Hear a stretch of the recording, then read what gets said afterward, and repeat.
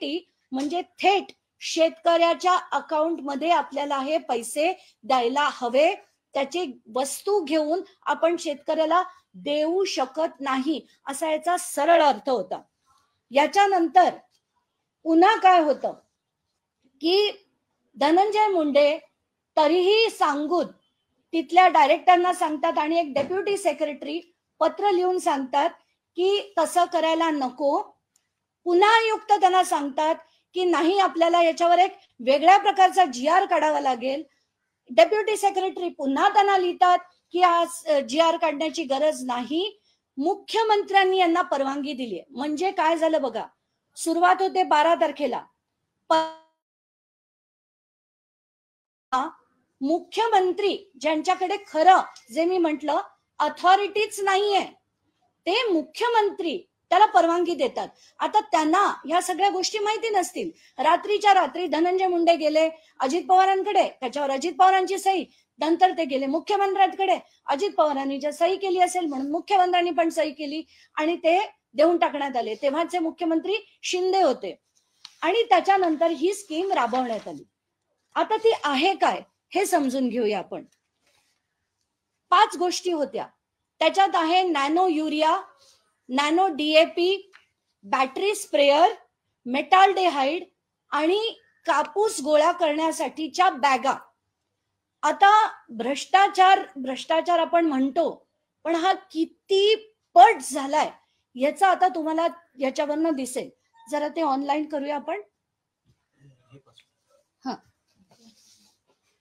या सगळ्याचे दर जे आहेत ते मी ऑनलाईन आता तुम्हाला दाखवते. सध्याचे दर आहेत. आणि कसं झालं, नॅनो युरिया आणि नॅनो DAP या इफ्को नावाच्या कंपनीचे. हो,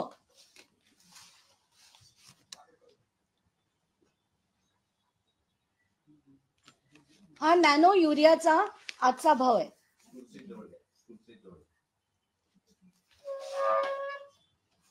हा जर तुम्ही बघितलात 184 रुपये पर लिटर. म्हणजे जर आपण 10 लिटरची बॉटल घेतली तर आपल्याला 184 रुपये पर लिटरला हा नॅनो युरिया मिळतो. म्हणजे 500 मिलीलिटरच्या बॉटलला 92 रुपये पडतात. पण आपले माननीय कृषी मंत्री धनंजय मुंडे यांच्या अध्यक्षतेखाली जे टेंडर काढलं गेलं त्याच्यात तब्बल 220 रुपयाला ही बॉटल घेतली गेली. तब्बल 220. आणि इथे मी जे तुम्हाला दाखवतेय 92 रुपयाला ही बॉटल तुम्हाला एक सिंगल बॉटल घेतली तरी मिळतीये. पण आपले माननीय कृषी मंत्री यांनी 19,68,408 बॉटल्स ह्या 220 रुपयांनी घेतल्या. म्हणजे दुपटीपेक्षा जास्त किमतीने त्यांनी या बॉटल्स घेतल्या. नॅनो DAP दुसरं दाखवते. हे नॅनो DAP ची बॉटल आहे. याची किंमत आहे 522 रुपये 1 लिटरची. म्हणजे एका लिटरला जर 522 असेल तर 500 मिलीलिटरला ही केवळ 269 रुपयाला पडते. आणि किती बॉटल घेतल्यात आपल्या कृषी विभागाने? तब्बल 19,57,438 बॉटल घेतल्या. एवढ्या बॉटल जर घेतल्या त्याचा बाजारभाव आहे 269 रुपये. पण आमच्या माननीय कृषी मंत्र्यांनी 590 रुपयाला त्याची खरेदी केली आहे. आणि हा दोनच मिळून घोटाळा जो आहे तो 88 कोटीचा घोटाळा आहे. आता पुढच्या याच्याकडे जाऊया. बॅटरी स्प्रेअर हा जो आहे. आता हा बॅटरी स्प्रेअर काय प्रकार आहे? तो 2 in 1 आहे. म्हणजे त्याला स्पेसिफिकेशन होते की 16 लिटर ते 20 लिटरचा मधला असला पाहिजे. नंतर त्याला दोन्ही प्रकार पाहिजे, बॅटरी ऑपरेटेड पण पाहिजे आणि हँड ऑपरेटेड पण पाहिजे. तसा हा स्प्रेअर ऑलरेडी MAIDCच्या वेबसाईटवर मिळतोय आणि तो आत्ताच्या घटकेला 2450 रुपयाला घेतला जातोय. आणि MAIDCच्याच वेबसाईटवर तो आता 2946 रुपयाला विकला जातोय.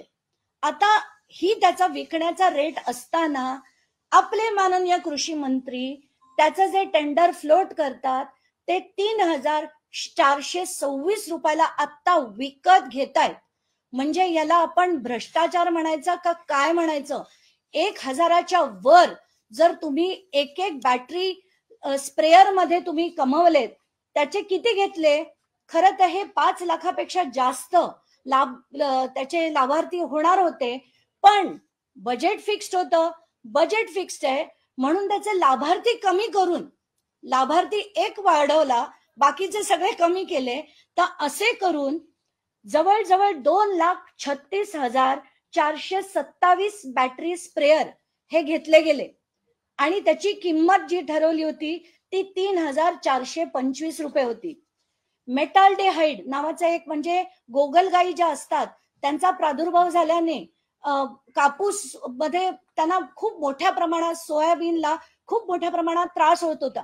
म्हणून मेटाल्डेहाइड जी गोष्ट आहे ती PI इंडस्ट्रीज नावाची एक कंपनी आहे ज्यांचं पेटंटेड प्रोडक्ट आहे.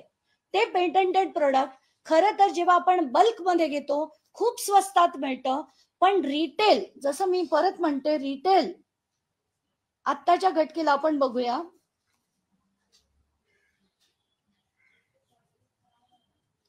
हे जे प्रोडक्ट आहे हे आता 817 रुपयाला मिळते.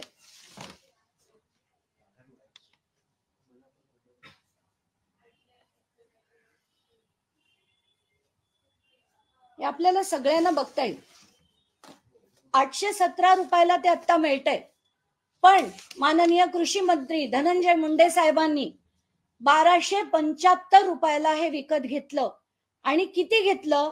1,96,441 किलो हा याचा ऑनलाईनचा, म्हणजे 1 किलो जर आपण विकत घ्यायला गेलं तर ते 817ला मिळतंय. पण आपण 1,96,000 किलो विकत घेतोय आणि ते पण 1275 रुपयाला.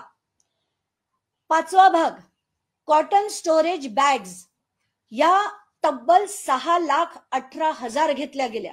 आणि त्या कशा घेतल्या गेल्या? तर काहीच दिवसांपूर्वी ICAR नावाची जी संघटना आहे, जी सरकारी ऑर्गनायझेशन आहे नागपूरला, त्यांनी 20 अशा बॅग्स घेतल्यात आणि ते मी माझ्या डॉक्युमेंटमध्ये लावलेलं आहे. 20 बॅग घेतल्या 577 रुपयाला. पण माननीय कृषी मंत्री यांनी जे केलं टेंडर, त्याच्यात या बॅग तब्बल 1250 रुपयाला घेतल्या गेल्या. आणि असा सगळा हा घोटाळा जो आहे, 342 कोटीचं टोटल टेंडर मध्ये 160 कोटी रुपये सरळ सरळ गेले. आणि हे मी कुठल्या ह्याच्यात म्हणतेय, 160 कोटी ऑनलाईनच्या रेट प्रमाणे. हे जर आपण बल्क रेट पकडले तर कमीत कमी 20% अधिक होतं. म्हणजे 200 कोटी 342 कोटी बनले गेले.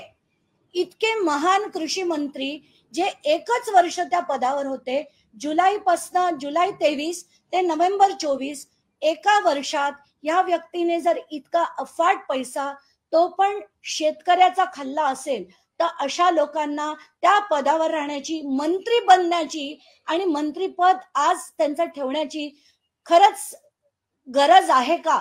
आणि आता तरी मला असं वाटतं की महाराष्ट्राच्या मुख्यमंत्र्यांनी याचा गंभीरतेने विचार करायला हवा. आता मी तुमच्या पुढे बाकीचे डिटेल्स काढते. प्रत्येक गोष्टीत कसा कसा त्यांनी घोटाळा केला, म्हणजे कसा केला आणि किती ब्लेटंटली केला. आता आपण पहिल्या टेंडरकडे येऊया. या पहिल्या टेंडर मध्ये निविदा प्रोसेस कसा असतो की आधी प्रशासकीय मान्यता मिळते. प्रशासकीय मान्यता मिळाल्यानंतर ऍडव्हर्टाइजमेंट होतात, त्याच्यानंतर टेंडरिंग होतं, मग त्याच्यातनं L1 कॉन्ट्रॅक्टर होतो. L1 कॉन्ट्रॅक्टरला ते टेंडर दिलं जातं आणि त्याची वर्क ऑर्डर निघते. माननीय धनंजय मुंडेंच्या अध्यक्षतेखाली आधी पैसे दिले गेले आणि ते पण पूर्ण रक्कम. कशासाठी? कच्चा माल विकत घेण्यासाठी. कच्चा माल विकत घेण्यासाठी पूर्णच्या पूर्ण रक्कम 16 तारखेला दिली गेली, 16 मार्चला. तर आधी मला वाटलं होतं की कदाचित यांना ते दाखवायचं असेल की ते 31 मार्चच्या आधी किंवा लोकसभेची लागण्याच्या, म्हणजे ती आचारसंहिता लागण्याच्या आधी त्यांना पैसे देऊन टाकायचे असतील. पण तसं नाही. त्याच्यात लिहिलं काय गेलं, कच्चा माल विकत घेण्यासाठी हे केलं जातंय. आणि हे जेव्हा आम्ही बघितलं तर खरंच डोकं फिरलं. त्याच्यात काय काय केलंय बघा. 16 मार्चला पैसे देऊन टाकले. निविदा कधी काढली? 30 मार्चला. बॅटरी स्प्रेअर 28 मार्चला पैसे देऊन टाकले. 5 एप्रिलला निविदा काढली. म्हणजे तुमचं आधी ठरलं होतं का की निविदा कोणाला द्यायची? कारण आधीच तुम्ही पैसे देऊन टाकताय कच्चा माल विकत घ्यायला आणि मग तुम्ही त्याची निविदा काढताय. हे महाराष्ट्रात आतापर्यंत कधी कोणी ऐकलंच नाहीये. कुठल्याच यंत्रणेने ऐकलं नसेल की असा प्रकार देखील होऊ शकतो. मेटाल्डेहाइड 16 मार्च 2024 ला त्यांनी पैसे देऊन टाकले आणि 9 एप्रिलला निविदा निघाली.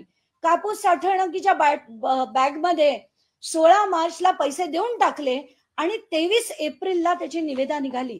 काय घाई होती एवढे पैसे देऊन टाकण्याची ते पण आता आपण बघून घेऊया. तर आत्ताच्या घटकेला आपण एक एक मुद्द्याकडे येऊया. नॅनो डीएपी आणि नॅनो युरियाचं टेंडर जे मी म्हटलं 16 तारखेला पैसे देऊन टाकले आणि नंतर 30 तारखेला त्याची निविदा मागण्याची तारीख होती. आता ह्याच्यात जसं मी म्हटलं जवळजवळ 19.5 लाख बॉटल 500 ml च्या या डीएपीच्या घेतल्या गेल्या आणि युरियाच्या घेतल्या गेल्या. जवळजवळ 19.5 मी का म्हणते 19.5 लाख, कारण एक होती 19,68,000 आणि दुसरी होती 19,57,000. त्याच्यात इफ्को नावाची कंपनी, म्हणजे गंमत बघा, MAIDC हे टेंडर प्रोसेस करणार. MAIDC इफ्को नावाच्या कंपनीचं डायरेक्ट डिस्ट्रीब्युटर आहे. पण हे डायरेक्ट डिस्ट्रीब्युटरनी खरं तर तिथून माल घेऊन देता आला असता, पण तो डायरेक्ट डिस्ट्रीब्युटर घेत नाही.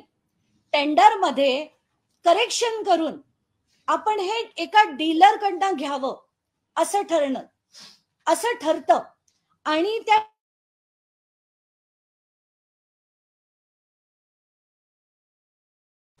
की उलट म्हणजे प्रत्येक गोष्ट त्यांनी कशी बदलली. त्यांनी 50 कोटीची जी टेंडर कंडिशन होती की एखाद्या डीलरचा जर 50 कोटीचा टर्नओव्हर असेल तर तो 50 कोटीचा टर्नओव्हर बदलून त्यांनी 1 कोटी केला. म्हणजे किती किती सगळे कसे कायदे तोडवून टाकले त्यांनी, याचं याच्यावरनं उदाहरण मिळेल तुम्हाला. कुठल्याही आता कसं आहे की एखादी निविदा काढल्यानंतर अनेक गोष्टी घडतात. टेक्निकल इव्हॅल्युएशन होतं, या सगळ्या गोष्टी घडतात. पण या कुठेही झालेल्या आपल्याला दिसत नाहीयेत. 2 ज्या होत्या निविदा, दोन्ही डीएपीच्या आणि युरियाच्या, या तब्बल एक होती 25 कोटी 19 लाखाची, 25.19 कोटी हे सरळ युरियामध्ये गेले आणि डीएपी मध्ये 62 कोटी हे पूर्णपणे गेले. दुसरं, आता मेटाल्डेहाइड घोटाळा.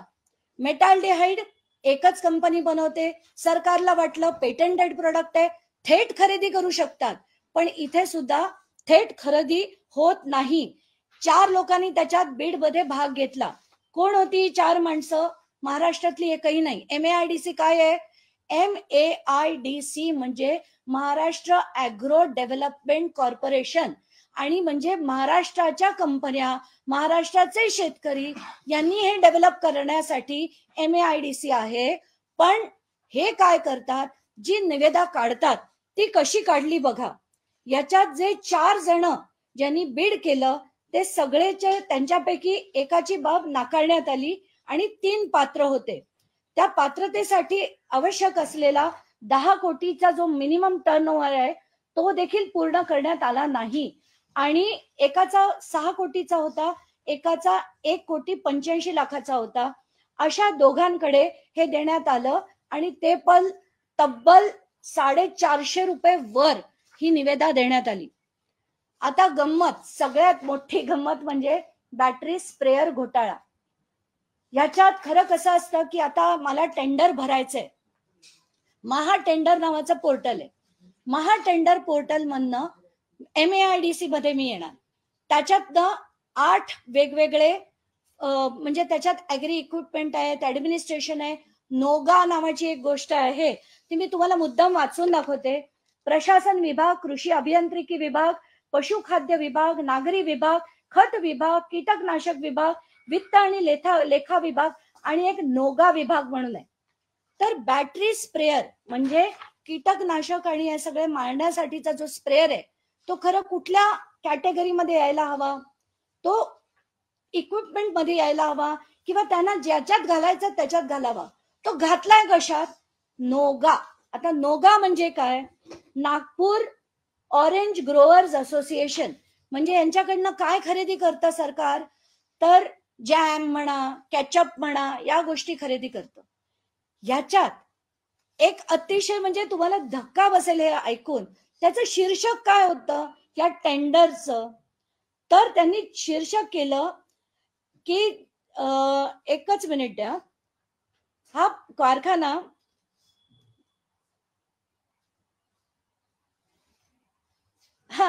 जॅम, केचप इत्यादी उत्पादनाचा कच्चा माल व्हिडिओ अंतर्गत खरेदी केला जातो. तर बॅटरी स्प्रेअर खरेदी निविदा शीर्षक योग्य श्रेणी अंतर्गत प्रकाशित केलं नाही, नोगा अंतर्गत ठेवण्यात आलं. ते देखील कशासाठी हे खूप महत्वाचं आहे. MAIDCच्या कृषी उद्योग ब्रँडला साखर कारखाना जो त्यांचा तिथे जो एक कारखाना आहे पिंपरीला, त्या कारखान्याला आपल्याला लीव अँड लायसन्स द्यायचंय. याच्या खाली ते शीर्षक केलं गेलं. म्हणजे महाटेंडर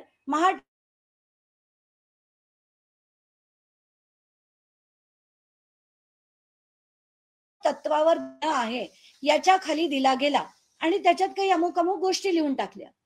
पण आता गंमत म्हणजे फक्त एक 6 नंबरचा आयटम जो बॅटरी स्प्रेअर होता, खरं त्याच्यासाठी ती निविदा होती. पण कसं कॅमोफ्लाज केलं गेलं, इतकी प्रचंड सुपीक डोकी आहेत या लोकांची, ते पूर्ण कॅमोफ्लाज करून ही निविदा त्यांनी तो कारखाना भाडे तत्वावर द्यायचा आहे असं सांगून ही टेंडर काढलं. आणि टेंडर भरलं कोणी? तर त्याच्यात सहभागी झाले 6. त्याच्यापैकी एकाला बाद केलं, उरले 5. या 5 पैकी 4 जण इंदोरच्या एकाच गावातले आहेत आणि एक गुजरातचा आहे. म्हणजे MAIDC इतकं छान काम जे करतंय, महाराष्ट्र उद्योग वाढवण्यासाठी करताय, महाराष्ट्राच्या शेतकऱ्यांसाठी करताय का इंदोरला बसलेल्या काही लोकांसाठी करताय, असा प्रश्न याच्यातनं सरळ सरळ दिसतोय. कारण कोणाला कळणारच नाही ना. बॅटरी स्प्रेअर जे सप्लाय करतात ते लोक टाईप करून सर्च काय करणार? Battery sprayer. ते त्यांना मिळणार नाही. कारण टेंडर मध्ये पहिला टेंडर प्रोसेस पूर्ण मॅन्युप्युलेट केला गेला. म्हणजे त्याला जसं मी पुन्हा का म्हणतेय की महाराष्ट्र टेंडरचं पोर्टल, त्याच्या खाली MAIDC, त्याच्या खाली नोगा, त्याच्या खाली शीर्षक, एक कंपनी आपल्या जे जागा आहे पिंपरीची ती आपल्याला भाड्यावर द्यायची आहे. म्हणून जर त्यांनी टेंडर काढलं असेल आणि छुपेपणाने त्यांनी जर त्याचा बॅटरी स्प्रेअर साठी टेंडर फ्लोट केला असेल तर किती कंपन्यांना ह्या गोष्टी मिळणार आहेत. म्हणून मी म्हणते की हे जे जे चाललंय आता, शेवटचा जो भाग आहे ते कापूसच्या जमा करण्याच्या बॅग्स आहेत. जसं मी म्हंटल की ICARनी 577 रुपयाला जर ही बॅग घेतली होती तर मग अशा बॅगा इतक्या मोठ्या प्रमाणावर घेतल्या गेल्या आणि म्हणजे 20 बॅगला 577 पडतात. तर इतक्या मोठ्या प्रमाणावर 6 लाखाच्या वर ज्या बॅग्स घेतल्या गेल्या त्याच्यासाठी इतका अफाट खर्च 6,18,000 घेतल्या गेल्या आणि त्याच्यात 42 कोटीचा जर असा इतका अंधाधुंद असा भ्रष्टाचार झाला असेल तर धन्य आहे आमचे कृषी मंत्री, धन्य आहे आपला महाराष्ट्र.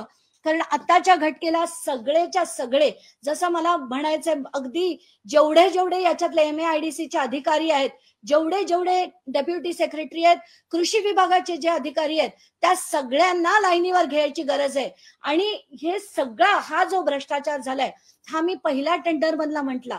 त्याच्यानंतर दुसरं एक टेंडर काढण्यात आलं, टेंडर नंबर 2, जे ऑक्टोबरमध्ये काढण्यात आलं. पण त्याची माहिती RTI खाली सुद्धा दिली गेलेली नाहीये. म्हणून आत्ताच्या घटकेला त्याचे पैसे दिलेत की नाही ही आम्हाला कल्पना नाहीये. म्हणून मी त्या टेंडर नंबर 2 जे 205 कोटीचं होतं त्याच्याबद्दल आता बोलत नाहीये. पण ते सुद्धा जर असलं तर त्याच्यातले अर्धे आणि याच्यातले अर्धे असं जर आपण बघितलं तर कमीत कमी 250 कोटीचा हा घोटाळा आहे. तर हा जो सगळा अंधाधुंद कारभार झालाय तर माझी थेट मागणी आहे की आता तरी कृषी मंत्री तेव्हाचे आणि आताचे मंत्री धनंजय मुंडे हे मंत्री बनण्याच्या योग्यतेचे नाहीत. त्यांचा तातडीने राजीनामा घ्यावा आणि त्यांच्यावर इन्क्वायरी लावून हा सगळा झालेला शेतकऱ्यासाठी ठेवलेला पैसा हा परत मिळवा आणि हा पैसा जो आहे तो खरा त्याचा विनियोग डीबीटी अंतर्गत करावा. 2 अधिकारी आहेत, या दोन्ही अधिकाऱ्यांनी म्हटलं होतं की डीबीटी खाली करावा. एक रवींद्र बिनवडे नावाचे कोण अधिकारी होते, त्यांनी थेट लिहिलं होतं दुसऱ्या टेंडर नंतर सुद्धा की डीबीटी थ्रूच हे झालं पाहिजे. पण डीबीटी थ्रू गेलं तर ते शेतकऱ्यांना पैसे जातील, कृषी मंत्री जो आहे तो कसा श्रीमंत होणार, यासाठी हा केला गेलेला पूर्ण खेळ आहे. याचे सगळेच्या सगळे पेपर्स मी अपलोड केलेले आहेत आणि आपल्या सगळ्यांना विनंती आहे पूर्णपणे ते बघून आपण त्याचे योग्य ते लावून धरावे आणि कुठल्याही पद्धतीने मला असं माझी थेट आता मागणी आहे, काहीही झालं तरी धनंजय मुंडे यांचा राजीनामा झालाच पाहिजे. धन्यवाद. ताई, यात तुम्ही कालावधी एक्सप्लेन कराल का की हा कालावधी कधीपासूनचा आहे आणि काही खास कंपन्यांना फायदा मिळावा यासाठी हे केलं गेलं आहे का? आणि तिसरा एक महत्वाचा, ज्यांना ऍडव्हान्स दिले गेले त्यांनाच टेंडर दिले आहे का की त्यातही काही घोळ आहे? हा कालावधी जसं मी म्हटलं हे 12 मार्च 2024 ते 16 मार्च 2024 हा कार्यक्रम आटपण्यात आला. अरे हो, आणि एक महत्वाचा मुद्दा माझा मांडायचा राहिला की हे आधी पैसे देऊन टाकले, अग्रिम रक्कम कच्चा माल घेण्यासाठीची रक्कम 16 मार्चला देऊन टाकली आणि त्याच्यानंतरचा सगळा प्रोसेस मी तुम्हाला सांगितला. म्हणजे हे गेडमनी लिहिणं, मग सगळ्यांनी त्यांना पत्रव्यवहार करणं, मग तो GR काढायचा नाही की नाही ठरणं, आणि त्याच्यात एक महत्वाचं पत्र असं आहे आणि या 2 पत्रांवर धनंजय मुंडे यांची सही देखील आहे आणि त्याच्यात ते म्हणतात, अधिकारी म्हणतात की आत्ताच्या घटकेला मुख्यमंत्र्यांनी परवानगी दिली आहे, त्यामुळे हे टेंडर एक विशेष बाब, ही विशेष बाब जर आपल्याला आठवत असेल, सिंचन घोटाळ्यात सुद्धा प्रत्येक टेंडर विशेष बाब म्हणून दिलं जायचं, तसंच विशेष बाब म्हणून मुख्यमंत्र्यांनी परवानगी दिली आहे म्हणून हे राबवण्यात यावं. हे कधी केलं गेलं तर तुम्हाला सुद्धा धक्का बसेल की हे मे महिन्यात यांच्या सह्या झाल्या आहेत पण पैसे देऊन टाकलेत 16 मार्चला. म्हणजे याला आपण पोस्ट फॅक्टो अप्रुव्हल म्हणतो. आणि हे पोस्ट फॅक्टो अप्रुव्हल म्हणजे काय? बॅक डेटेड पत्र काढणं. ते पत्राची तारीख 16 मार्च आहे पण त्याच्यावर सह्या सगळ्या अधिकाऱ्यांच्या आणि कृषी मंत्र्यांच्या हे मे मध्ये झालेले आहेत. म्हणजे हे बॅक डेटेड पत्र काढण्यात आलंय, हे याच्यावरनं सरळ सरळ सिद्ध होत आहे. तर आता या सगळ्या गोष्टी जे मी म्हणते की 12 मार्चला पहिला GR निघाला आणि 16 मार्चला पैसे देऊन सुद्धा टाकले, ते पण कसे? घाईघाई करून, ऑब्जेक्शन्स असताना, त्याच्यावर वित्तमंत्र्यांची सही, त्याच्यावर मुख्यमंत्र्यांची सही, आणि ते करून ताबडतोब घाईघाईने पैसे डिस्बर्स झालेत. आता कसे झाले ते थेट त्यांच्या अकाउंटमध्ये कधी गेलेत, अकाउंटचे ऍक्सेस माझ्याकडे नाहीत, त्यामुळे ते मला बोलता येणार नाही. पण दिलेल्याचे सगळे डॉक्युमेंट्स मी आता गुगल ड्राईव्हवर अपलोड केलेले आहेत. ते बॅकडेटेड करणं हा सुद्धा एक गुन्हा आहे का? प्रचंड मोठा गुन्हा आहे. त्याला म्हणूनच मी म्हटलं पोस्ट फॅक्टो करणं हा अतिशय चुकीचा पांडा आहे आणि जे अधिकारी ज्यांची त्याच्यावर सही आहे त्या सगळ्यांवर खरं तर कारवाई झाली पाहिजे. कारण बॅकडेटेड का केलं जातं? कारण कुठेतरी झालेला मोठ्या प्रमाणावर गैरव्यवहार आहे, तो लपवण्यासाठी बॅकडेटेड केलं जातं. तर तुम्ही जर ते पत्राची तारीख बघितली ती 16 मार्च आहे, पण त्याच्या सह्या ज्या झालेल्या आहेत डेप्युटी सेक्रेटरी पासूनच्या सगळ्यांच्या त्या मे महिन्याच्या आहेत. हे आता प्रत्येक माध्यमाने दाखवावं. आणि हा किती मोठा भ्रष्टाचार आहे आणि सरळ सरळ लूट आहे. आणि कोणाची लूट आहे? तर ती शेतकऱ्यांसाठी दिले गेलेले पैसे होते. 1000 कोटीचे जे सँक्शन होतं ते शेतकऱ्यांसाठी होतं, धनंजय मुंडेंसाठी नक्कीच नव्हतं.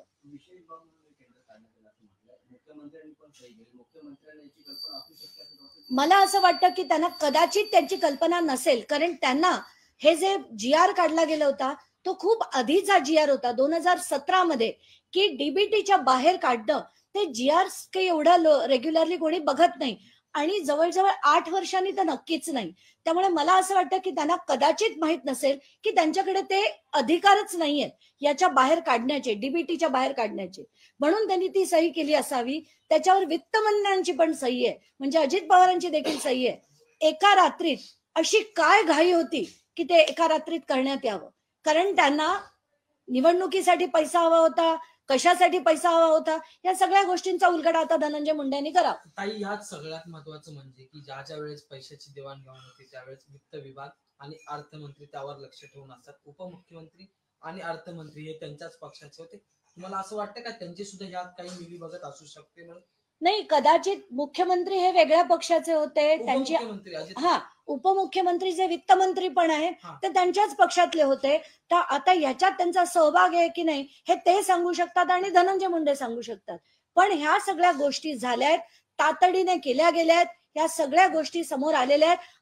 आणि एक महत्वाचा मुद्दा राहिला की 14 फेब्रुवारी 2024 ला त्याच वित्त विभागाने अजून एक GR काढलं होतं आणि वित्त विभागाने असं म्हटलं होतं की 15 तारखेनंतर म्हणजे 15 फेब्रुवारी नंतर कोणीही कुठलाही आर्थिक व्यवहार करू नये, कुठलीही खरेदी करू नये. 15 तारखेनंतर सगळं फ्रीज करण्यात आलं होतं. तरी 12 मार्चला GR निघतो, त्याच्यावर 16 मार्चला पत्रक निघतं, त्याच्यावर वित्तमंत्रीच साईन करतात आणि मुख्यमंत्री साईन करतात. इतका सगळा जोर गोंधळ चालू असेल त्याला आपण काय म्हणायचं? आता तुम्ही हे घेऊन तुम्ही मुख्यमंत्र्यांना भेटणार आहात का? तसंच आता मला असं वाटतं मी भेट का घ्यावी? मुख्यमंत्र्यांचं कर्तव्य आहे की प्रत्येक गोष्ट, आज जर डीबीटीचा पैसा आहे, जे मोदीजी म्हणाले होते की हा शेतकऱ्यांना लाभ मिळत नाहीये, मध्ये पैसा खाल्ला जातोय, तर जर मुख्यमंत्र्यांना योग्य वाटत असेल, मोदीजींचं म्हणणं आमचं सोडा, मोदीजींचं म्हणणं योग्य वाटत असेल तर त्यांनी त्याच्यावर तात्काळ कारवाई करणं भाग आहे. कारण डीबीटी मध्ये हे करू शकत नाही. हे एक नाही, अनेक GR म्हणतात, अनेक वेळा अनेक अधिकाऱ्यांनी स्पष्ट मत आहे, या कार्यालयाचं स्पष्ट मत आहे असं देखील लिहिलेलं असताना जर धनंजय मुंडे हे देत असतील, वित्तमंत्री सही करत असतील, तर निर्णय काय घ्यायचा हा मुख्यमंत्र्यांनी आता घ्यायला हवा. मागच्या महिन्यात तुम्ही पुरावे घेऊन उपमुख्यमंत्री अजित पवारांची भेट घेतली होती, तुम्ही राजीनाम्याची मागणी केली होती, आश्वासित करण्यात आलं होतं. दुसरा मोठा घोटाळा तुम्ही समोर आणताय. या प्रकरणात तुम्हाला वाटतंय का की उपमुख्यमंत्री अजित पवार राजीनामा घेतील धनंजय मुंडेचा? काल रात्री उपमुख्यमंत्री अजित पवार यांनी बीड मध्ये एक 3 जणांची समिती स्थापन केली आहे की जे तिथली अनियमितता बघेल. पण अजित पवारांना मी दिलेले जे कागदपत्र होते आणि आत्ताचे जे कागदपत्र आहे याची चौकशी कोण करणार हे त्यांनी ठरवावं. कारण आता मी कोणालाही सांगणार नाही, हे सगळे सांगण्याच्या पलीकडे गेलेत. खरंच तुम्हाला राज्याबद्दल काही असेल, खरंच तुम्हाला शेतकऱ्याबद्दल कळकळ असेल, त्यांना ते पैसे पोहोचले पाहिजे अशी कळकळ असेल, तर कारवाई आता तुम्ही करायलाच हवी. म्हणजे ते सरकारी कामांबद्दल असं म्हटलं जातं की सरकारी काम सामान्य काम, यामध्ये एवढी एकंदरीतच यामध्ये जी चतुराई बघायला मिळते किंवा एकंदरीतच फासमेल बघायला मिळतो, तुम्हाला वाटतं यामध्ये फार मोठा चयनचा घोटाळा आहे, एकंदरीतच चयन दिसतंय? प्रश्नच नाही. जसं मी म्हंटल आता की नॅनो युरियाची बॉटल जर ऑनलाईन मध्ये आज तुम्ही बघताय, इफकोच कंपनीची बॉटल 500 ml चीच बॉटल आहे, त्याच कंपनीची बॉटल जर आपल्याला 92 रुपयाला मिळते आणि ही जर सरकारने एवढ्या 19.5 लाख बॉटल्स घेतल्या आणि त्यांना समजा तो 92 रुपयाचा जरी दर पकडला तरी मी आज म्हणते की 50% पैसे गेलेत.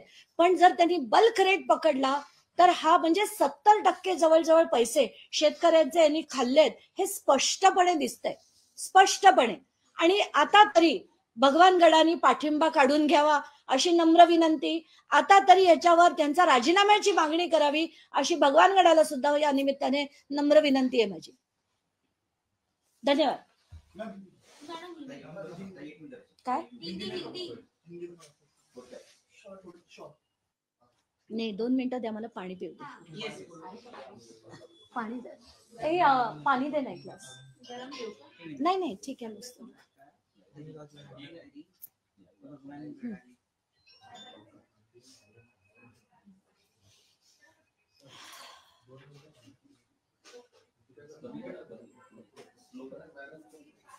राज्यात जर याबद्दल काही निर्णय होत नसेल तर केंद्रातल्या मंत्र्यांकडे हे सगळे घेऊन जावं पुरावे- विरोधी पक्षांनी. मी तर अपलोड केलेले आहेत सगळे डॉक्युमेंट. त्यांना वाटत असेल तर त्यांनी लावावं तिथे पार्लमेंटमध्ये. ही सगळे मुद्दे जेव्हा तुम्ही मांडताय, साहजिक आहे की विरोधी बाकावर बसलेले जे सगळे आमदार खासदार आहेत ते सुद्धा बघत असतील. त्यांच्यापैकी कोणी तुम्हाला या मधल्या कालावधीमध्ये संपर्क साधलाय का? तुम्हाला पुरावे मागितले आहेत का? अजून तरी कोणी मागितले नाहीयेत, पण मी हे द्यायला बिलकुल तयार आहे. हे जर त्यांना लावून धरायचं असेल तर त्यांनी नक्कीच धरावं.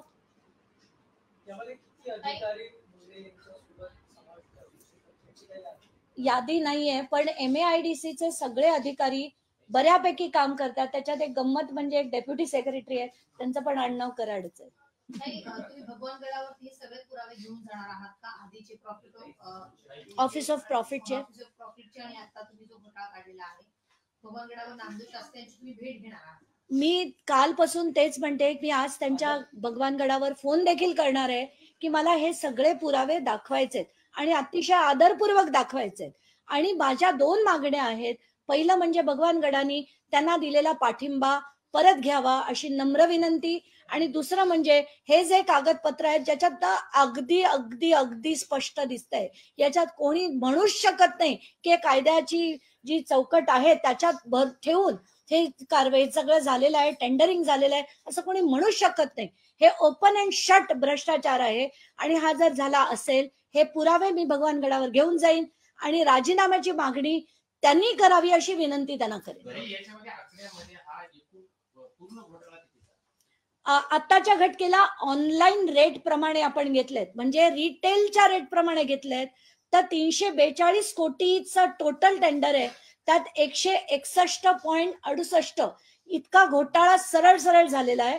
पण जर आपण बल्क रेट पकडले तर माझा असा अंदाज आहे की कमीत कमी 70% भ्रष्टाचार झालाय आणि 70% जे आहेत शेतकऱ्यांचे त्यांचे पैसे गेलेले आहेत या एकाच टेंडर मध्ये.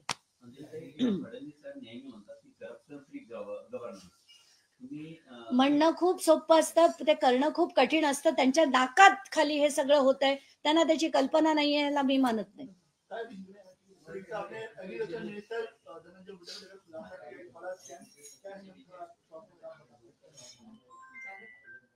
ये किसका रिंगर किसका बज रहा है, प्लीज ऑफ करे, इट्स सो डिस्ट्रैक्टिंग.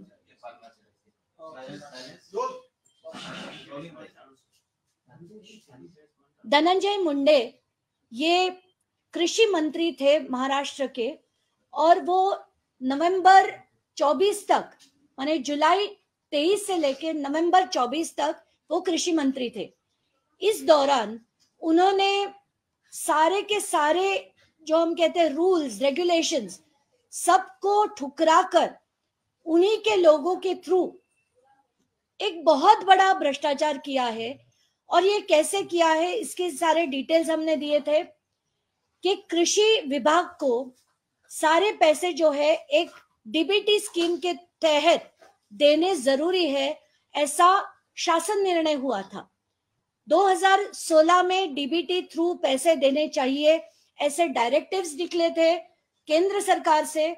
और वो केंद्र सरकार से आने के बाद महाराष्ट्र सरकार ने 2017 में ये सारे रूल्स बनाए. इसमें कैसे होता है कि जो डायरेक्टली फार्मर है, किसान है, उसके खाते में पैसे देने चाहिए, ऐसा ये रूल बना था, कायदा बना था. 2017 में ऐसे कहा गया था कि जो जो चीजें सरकार खुद बनाता है ये सारी चीजें छोड़कर जो जो चीजें हैं बाकी की, इसमें 62 आइटम्स की लिस्ट थी, ये सारी डाल दी गई थी.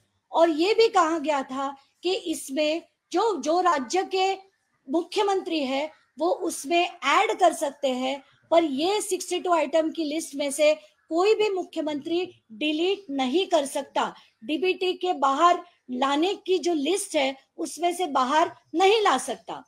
ऐसा होने के बावजूद 12 मार्च को, माने लोकसभा चुनाव जो है वो 17 मार्च से उसकी आचार संहिता लगने वाली थी, और सारे के सारे पैसे लेने के लिए 12 मार्च को एक GR निकलता है जिसके खिलाफ तभी के जो एग्रीकल्चर कमिश्नर थे उन्होंने 15 मार्च को लिखा है कि ये हम डीबीटी के बाहर नहीं कर सकते, क्योंकि ये चीजें जो है ये शासन नहीं बनाता, शासन के इसके बाहर की चीजें हैं, इसलिए ये डीबीटी थ्रू ही देने चाहिए।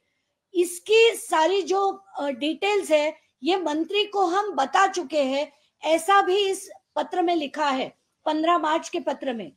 फिर भी इसको ना देख के जो डेप्यूटी सेक्रेटरी थे उन्होंने फिर एक बार 16 तारीख को एक पत्र लिखा है और इसमें कहा है कि हमें मुख्यमंत्री से कंसेंट मिल गई है और ये सारी चीजें हमें दे देनी चाहिए।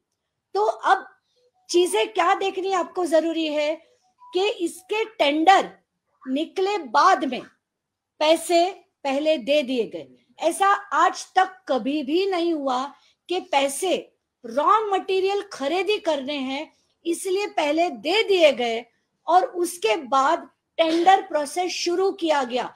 आज तक की हिस्ट्री में कभी नहीं हुआ ये, क्योंकि प्रोसेस जो होता है वो पहले एडमिनिस्ट्रेटिव सैंक्शन मिलता है, उसके बाद एडवर्टाइजमेंट निकलती है, फिर वर्क ऑर्डर निकलते हैं और वर्क ऑर्डर निकलने के बाद वो टेंडरिंग होने के बाद वर्क ऑर्डर निकलती है, L1 को ये ऑर्डर दी जाती है और फिर उसको अगर एडवांस चाहिए, अगर सरकार को योग्य लगता है तो एडवांस दिया जाता है।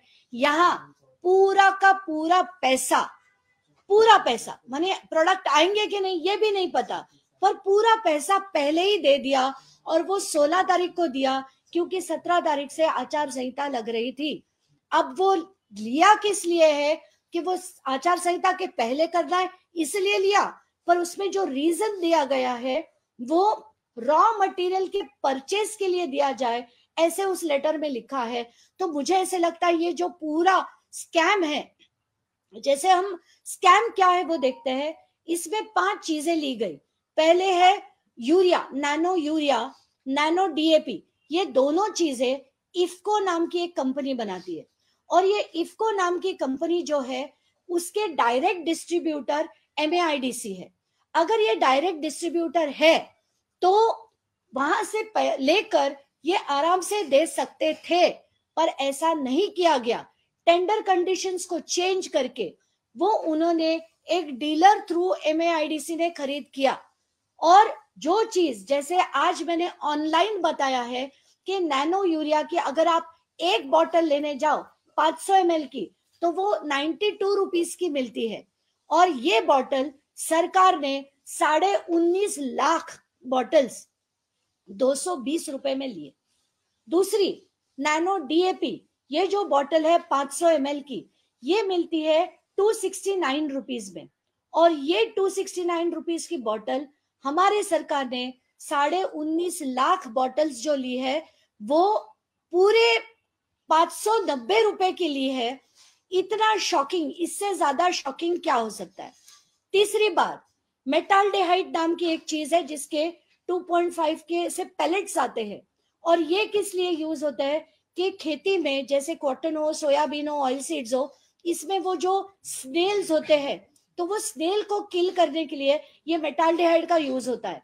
और ये मेटाल्डेहाइड जिसका रेट जो पहले हमारे पास वो भी डॉक्यूमेंट है 225 रुपया था, वो छोड़ दीजिए, हम तो आज के ऑनलाइन रेट पे ये एग्रोस्टार नाम की कंपनी से 817 रुपए में मिल रहा है। ये हम आपको, आप खुद भी गूगल करके देख सकते हो, एग्रोस्टार पे जाए और स्नेल किल नाम की जो बॉटल है उसका वो जो पैकेट है उसके डिटेल निकाले, 817 रुपए में आज आपको एक पैकेट मिल रहा है। पर हमारी सरकार ने 1,96,000 ऐसे जो लिए हैं बॉटल्स, वो पैकेट्स, वो पूरे 1275 रुपए में लिए हैं। इससे ज्यादा शॉकिंग क्या हो सकता है। यही नहीं, बैटरी स्प्रेयर जो आते हैं उसके 16 से लेके 20 लीटर तक के ये बैटरी स्प्रेयर उसकी कैपेसिटी होती है और ये 12 वोल्ट 12 एम्पेयर के होते हैं। उसमें 2 फंक्शंस होते हैं, उसको बैटरी भी ऑपरेट कर सकते हैं, अगर बैटरी ना चले तो हैंड ऑपरेटेड भी कर सकते हैं। ये स्पेसिफिकेशन के अभी के वक्त में MAIDC खुद ले रहे हैं। किस रेट में ले रहे हैं, वो 2450 के रेट से खुद अभी बाय कर रहे हैं और अपना सर्विस चार्ज लगा के खुद के ही वेबसाइट पे आज वो 2946 में बेच रहे हैं, 2946 में। पर हमारे जो धनंजय मुंडे जी की कृषि विभाग ने ये जो खरीदी की है वो 3425 के रेट में किए। ये मुमकिन कैसे हो सकता है?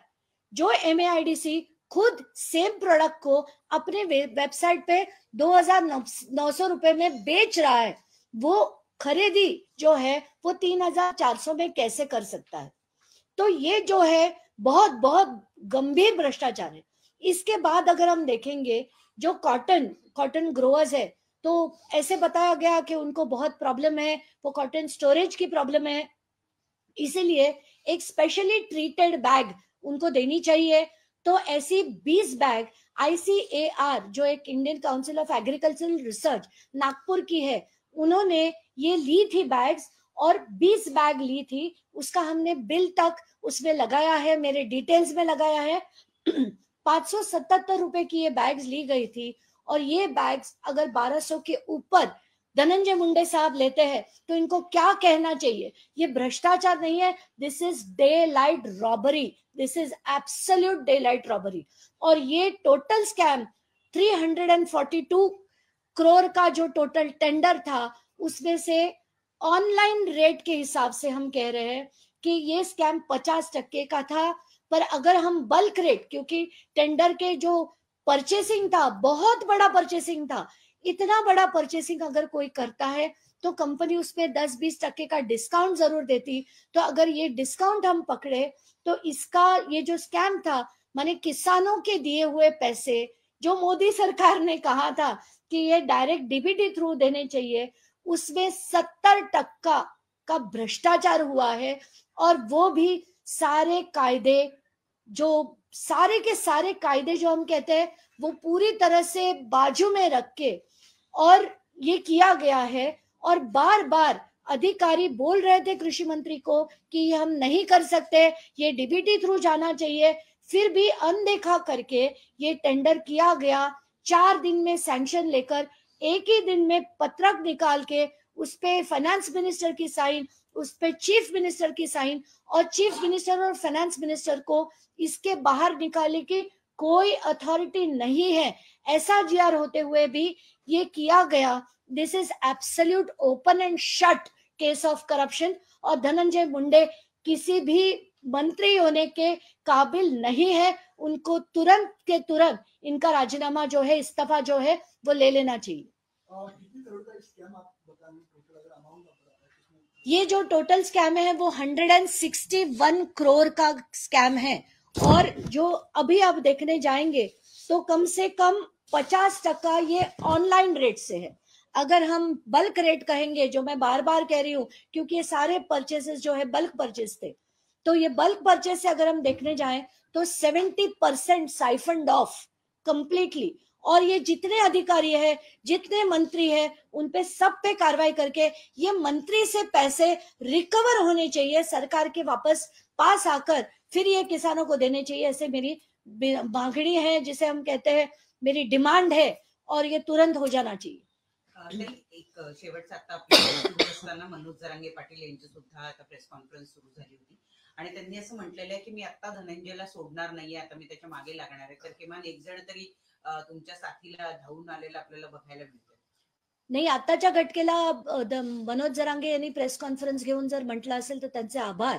कारण शेतकरी आणि आज जो जो वर्ग, आपण कुठलाही समाज म्हणू, त्याच्यातला जो शेतकरी वर्ग आहे तो का मागे आहे? कारण त्यांचे सगळे जे कृषी मंत्री आहेत अशा मोठ्या प्रमाणावर जर भ्रष्टाचार करत असतील तर शेतकऱ्यांकडे पैसा येणार कुठून? त्यांना सरकारने दिलेल्या ज्या योजना आहेत त्या त्यांच्यापर्यंत जर पोहोचत नसतील तर खरंच दुर्दैव आहे महाराष्ट्राचं। आणि अशा मंत्र्याला कुठलंही मंत्रीपद दिलं गेलं नाही पाहिजे। आणि मी धन्यवाद मानते मनोज जरांगेंचे, आणि जे जे व्यक्ती करतील, आज जर भगवानगडावर देखील ऐकत असतील आणि त्यांनी देखील प्रतिक्रिया दिली तर मला अति आनंद होईल। कारण हा समाज नाहीये, कुठला वर्ग नाहीये, कुठला धर्म नाहीये, ही सगळी जी लूट आहे ती सगळे सरसकट करताना आपल्याला दिसत आहे। धनंजय मुंडे, मनोज जरांगे पाटील यांनी धनंजय मुंडे यांचा घोटाळेबाज, त्यासोबतच लफडेबाज असा सुद्धा उल्लेख केलेला आहे। मी त्यांना भ्रष्टाचारी आणि गुन्हेगार मानेन. कारण वाल्मिक कराड सारखी माणसं जर पोसून मोठी केली, त्यांचे जे गुंड आहेत, त्यांची 333 गँग आहे, सुदर्शन घुलेंसारखी जी 25-25 गाड्या घेऊन जे मिरवतात, मला असं वाटतं हे सगळं बंद करण्यासाठी आपल्याला पदोपदी कारवाई करायला हवी. आणि त्याचीच मागणी मी पुन्हा पुन्हा करते की हे सगळं जे आहे ना, या गुन्हेगारांना मोठं कोण करतं? हे राजकारणी करतात. कशासाठी करतात? दहशत पसरवण्यासाठी. म्हणजे त्यांना मंत्री बनता येईल आणि मग देशाची अशी जी लूट चालली आहे, शेतकऱ्यांची लूट चालली आहे, सगळ्याच समाज घटकांची. कारण हा पैसा जो आहे तो आपल्या कराचा आहे, आपल्या कष्टाचा आहे, आपल्या पगारात कापला जातो हा पैसा. आणि आपण तो कशाला देतो? की एक शेतकऱ्याचं घर चांगलं चालावं, त्याची चूल चांगली चालावी म्हणून आपण हा कर देतो. पण कुठल्याही धनंजय मुंडेने हा भ्रष्टाचार करून हा पैसा खाणं हे मला मान्य नाही. त्याच्यासोबतच एक प्रश्न. खरंच बास, मी दमले, खरंच पडते. थँक्यू.